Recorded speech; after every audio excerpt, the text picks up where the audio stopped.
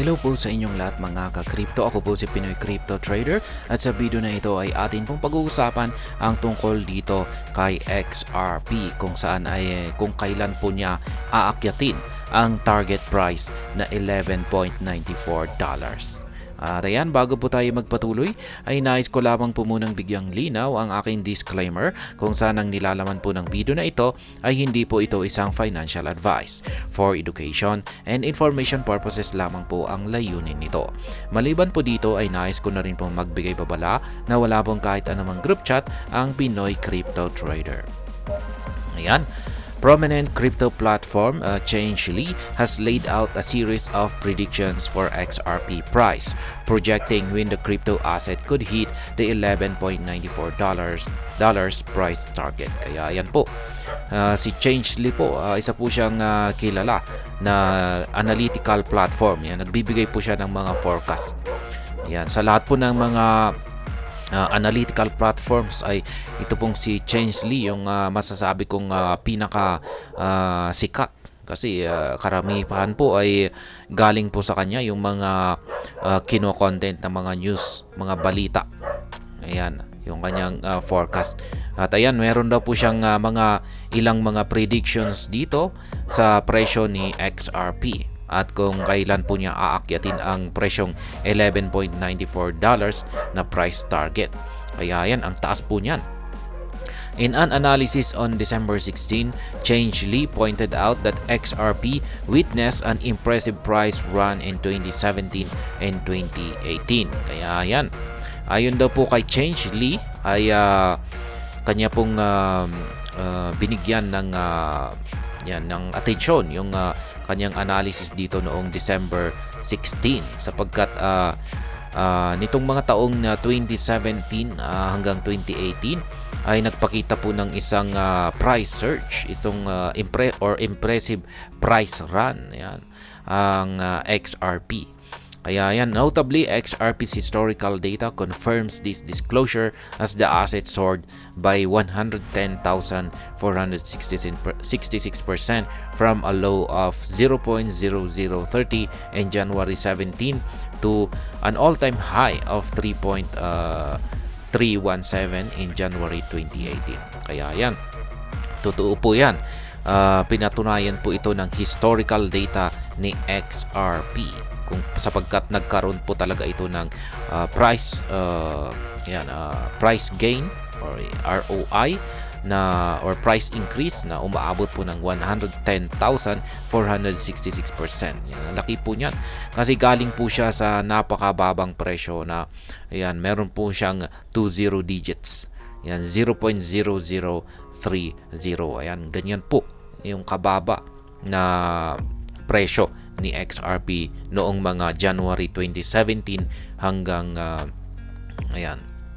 January 2017. Yan po yung kanyang mababang presyo at umakyat po ito sa kanyang all-time high na 3.317 yan noong January 2018. Yan, halos isang taon lamang po ay ganyan po, sumabog po siya mula sa presyong ito hanggang dito. At ito po yung kanyang naging all-time high. Ibig pong sabihin ay all-time high ay ito po yung pinakamataas na presyo na kanyang nakamit. Kaya yan, mula sa presyong ito, yan 0.0030 at hanggang sa presyong 3.317 ay yan po ay isang 110,466% na price increase. And amid this mind-blowing price surge, XRP outperformed Bitcoin and all other mainstream crypto assets during the 2017 bull run. Kaya yan, itong nakalipas po ito na bull run nung taong 2017 ay na-outperform daw ni XRP si Bitcoin at maging ang ibang mga mainstream mga malalaking cryptocurrencies. However, the token's bullish prospects faced a roadblock when it became the subject of a long-standing legal battle between the US SEC and Ripple. Yan, yun nga lang. Yan, pagkatapos ng kanyang bull run na ito na naganap noong 2017 ay dito na po siya nagkaroon ng roadblock noong hinabol po siya ng US SEC at kinasuhan. Kaya nagkaroon po sila ng napakatagal na legal battle. Yan, labanan sa korte.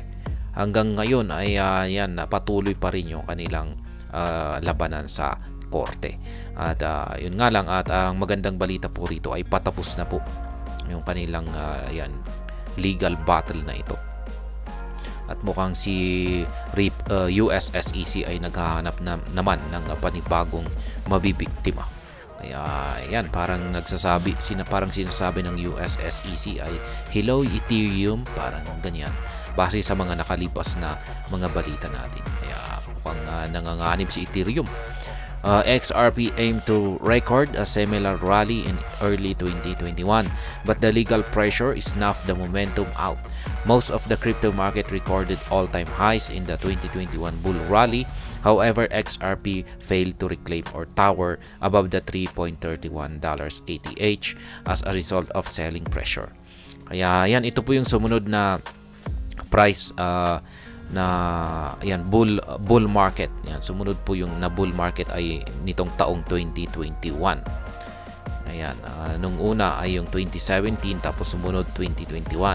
Pero ayan, maganda po yung naging performance dito ni XRP noong taong 2017. Pero yung nitong taong 2021 ay dito na po siya hindi yung parang yung kanyang naging performance ay hindi po naging maganda. Hindi kasi dulot po yan kasi ng legal pressure. Yan, legal pressure mula kay US SEC. Kaya yung ibang mga crypto markets ay nagtala po sila ng kanilang panibagong mga all-time highs. Pero pagdating po rito kay XRP ay bigo po siya na higitan yung kanyang previous all-time high. Kaya ayan, yung kanyang all-time high na ito ay ito pa rin yung kanyang all-time high na nakamit noong taong 2017. Ayan, XRP price forecast. Changelly believes that the crypto asset prospects are now looking good as it recently gained legal clarity in the US. Kaya ayan, ngayon ayon po kay Changelly ay naniniwala na po siya na si XRP ay maayos na po ang kanyang sitwasyon ngayon, sapagkat ngayon ay nagkaroon na po siya ng legal clarity dito sa bansang US. Kaya hindi na po siya makakaranas ng selling pressure katulad ng mga nitong mga nakalipas na mga taon. Kaya ayan, sabi po ng Changelly ay bullish, yung kanilang prediction ay bullish po ang yan XRP ngayon. Kaya ayan, forecasting that the token would end this month at 0.7753.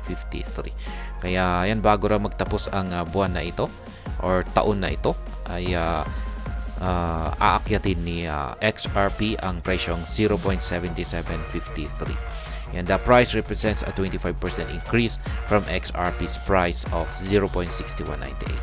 Despite predicting that XRP could drop further in January 2024 to 0.65 or 65 cents, Changelly research team believes XRP could reclaim the $1 price next year with a maximum price of 1.11. Ayan. However, the prospects for 2025 are short of expectations as the team predicts a maximum XRP price of $1.62. Kaya yan po yung mga predictions dito ni Changelly. Next year daw ay makakamit ni XRP ang presyong $1 at ang maximum price ay nasa $1.11. Ito po yung pinakamataas na kanyang aakyatin, 1.11. Pero pagsapit daw ng taong 2025 ay si Changelly, ayon po kay Changelly, ang pinakamataas na aakyatin ni XRP ay ang $1.62. They believe XRP would only reclaim $2 in 2026 and $3 in 2023. Kaya ayan, medyo mabagal po yung pag-angat ni XRP. Hindi pa niya makakamit or mahihigitan yung kanyang all-time high Ayan, kasi 2026 ay $2 yung kanyang yung pinakamataas na presyo na kanyang makakamit, at taong 2027 ay $3. Ayan, medyo malapit-lapit na po siya sa kanyang previous all-time high. According to the team, XRP would not trade in double digits until 2030, when it would witness a minimum price of $10.09. Kaya ayan, ayon kay Change Lee, ay hindi po siya si XRP ay hindi raw po siya magkakaroon ng presyo na double digits hanggang sa taong 2030. Yan, kaya pagsapit ng taong 2030 ay makakamit po niya ang presyong $10.09. Change Lee predicts that the token would then recommend a maximum price of $11.94 in 2030. This would represent a 1,826% rise in 6 years. Kaya yan, para makamit daw po ni XRP ang presyong $11.94 ay kailangan pa nating maghintay ng 6 na taon. At yan po ay sa pagsapit ng taong 2030. Yan, dito po siya magkakaroon ng double digits na presyo. At yan, maximum price 11.94 po ang prediction ni Change Lee na makakamit ni XRP. While this forecast generally presents bullish sentiments for XRP, the price target seems conservative to several market watchers who already project prices as high as $10 before long. Meanwhile, XRP has struggled to align its movements with current market trends, but technicals remain bullish. Kaya yan po ulit, taong 2030, yan, 6 na taon pa ang kailangan nating hintayin bago ma-hit raw ni XRP ang presyong $11.94. Tayo hanggang dito na lamang po tayo sa video na ito. Sana po ay inyong nagustuhan ang aking paliwanag dito. Kung inyo po itong nagustuhan ay pakiclick lamang po ang like button nito. Para naman po sa mga bago lamang dito, kayo po ay aking inaanyayahan para mag-subscribe. Pakiclick na rin po ang bell icon nito dahil ito po ang siyang magsisilbing notification nito sa mga bago kong videos na akin pong ina-upload sa aking YouTube channel na ito.